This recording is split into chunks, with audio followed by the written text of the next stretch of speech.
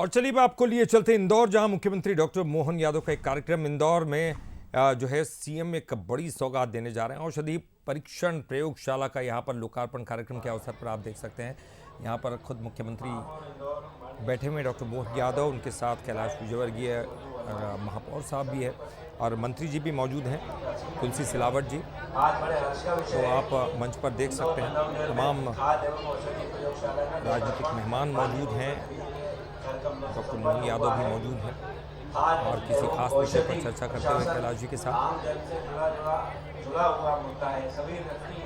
तो आज इंदौर को एक बड़ी सौगात मिलने जा रही है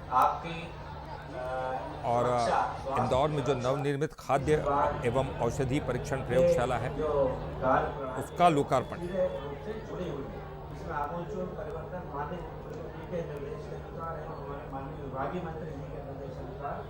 तो मुख्यमंत्री डॉक्टर मोहन यादव मौजूद हैं, कैलाश जी मौजूद हैं और किसी खास विषय पर चर्चा करते हुए मुख्यमंत्री के साथ कैलाश जी, तुलसी सिलावट जी भी मौजूद हैं इसी मंच पर और इंदौर के महापौर पुष्यमित्र भार्गव भी इसी मंच पर मौजूद हैं।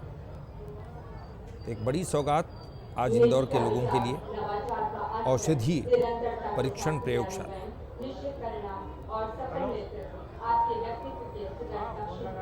इंजीनियर में इंजीनियरिंग के डायनामिक्स को सोशल इंजीनियरिंग में प्रयोग करके आपने प्रदेश को इतना दिखाई है।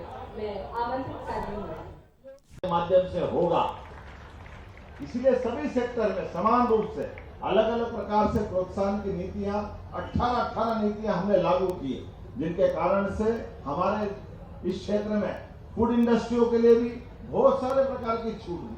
आज के जमाने में तो ये फूड की ठीक से चिंता कर ले तो गुलाब जामुन भी 2-2 साल तक डब्बे में बंद करके यहाँ से लोग कहाँ अमेरिका, इंग्लैंड, अब अपन तो फतेहाबाद के गुलाब जामुन समझते थे, लेकिन फतेहाबाद का गुलाब जामुन अच्छा बने तो मालूम पड़ा ऑस्ट्रेलिया से लेके इंग्लैंड, अमेरिका तक इतना बढ़िया आनंद कोई ले सकता है क्या? मुझे इस बात की प्रसन्नता है। और ये फतेहाबाद के गुलाब जामुन की हमको मालवा ने जो सौगात दी, आपको मालूम है सर फतेहाबाद के गुलाब जामुन क्यों चला है? हाँ, ट्रेन पे, लेकिन ट्रेन से क्यों है? कॉलेज से जाते थे। अरे ये अपने मालवा के लोग इतने होशियार हैं कि ये बदला लेना जानते हैं तो मिठाई से भी बदला ले लेते हैं। ये जो फतेहाबाद का गुलाब जामुन, इसकी कहानी वही है। फतेहाबाद में बड़ा भारी युद्ध हुआ। शाहजहां जिसने ताजमहल बनाया, उसके 4 बेटे थे, उसका सबसे बड़ा दारा शिकोह था और वो अच्छा वेद का पढ़ा लिखा भी था। वो बनारस में पढ़ करके अपने पास उनके आया और दारा शिकोह को अपने बेटों से खतरा था तो वो तीनों बच्चों को दूर दूर रखते थे। एक औरंगजेब को औरंगाबाद की तरफ रखता था, दक्षिण का सारा सूबा दे करके, एक को गुजरात में, एक को लाहौर में।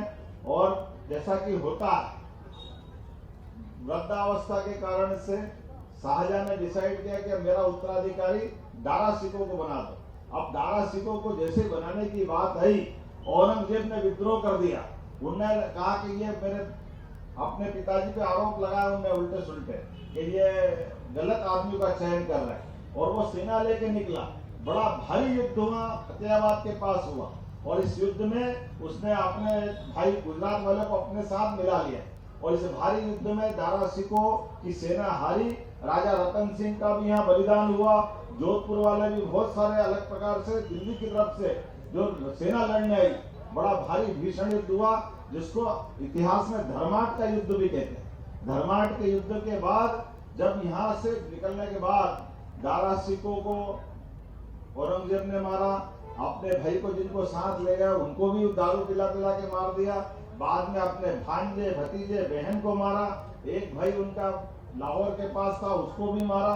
अपने बेटे से कहा कि मेरा भाई बगावत कर रहा, उसको मारने जा, और संयोग से उनने उसको दामाद बना लिया तो भी अपने बेटे को भी नहीं छोड़ा औरंगजेब ने। तो अपने बेटे को जो मारे, अपने भाई को जो मारे, अपने बाप को जो जेल में बंद कर दे, अपनी बहन को जो मारे, अपने भांजे को जो मारे, तो इतना आतंक करके कोई दिल्ली की कुर्सी पे बैठे तो बाकी को कैसा लगेगा? अपने देश की तो आदत थी नहीं। देश को नहीं तो पहली बार देखा कि दिल्ली पे कोई कुर्सी पे बैठने के लिए इतना तांडव मचा।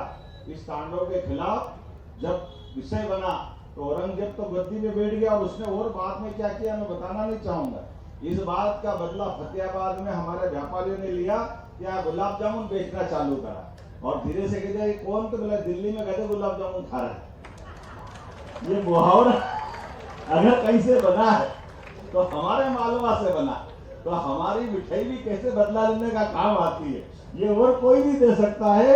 ये हमारे मध्य प्रदेश के और मालवा के लोग ऐसे फार्मूले लाते, जोरदार अभिनंदन करो। ये इस प्रकार की हालात क्या दुनिया कैसे हिसाब चूकता करते हैं। हम सब तो आराम से खाते थे, वो गधे तो चले गए जहाँ जाना थे, लेकिन अपने को तो गुलाब जामुन मिलते थे, इसमें कोई संक नहीं है।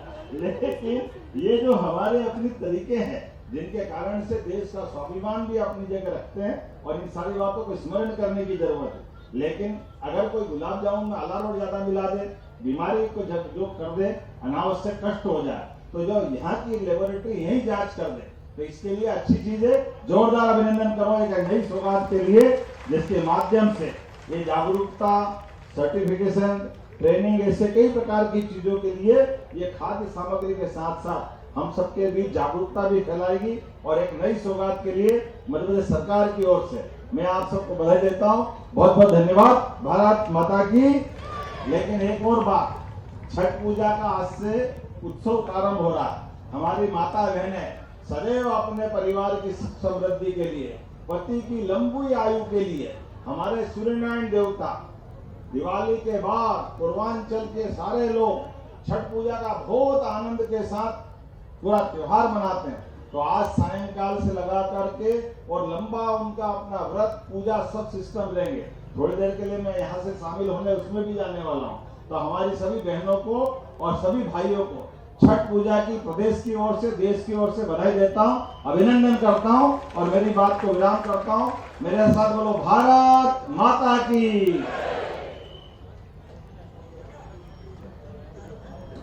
धन्यवाद सर। वरिष्ठ जनों की उपस्थिति हमारा मार्गदर्शन करती है, उन्हीं के अनुभव हमें।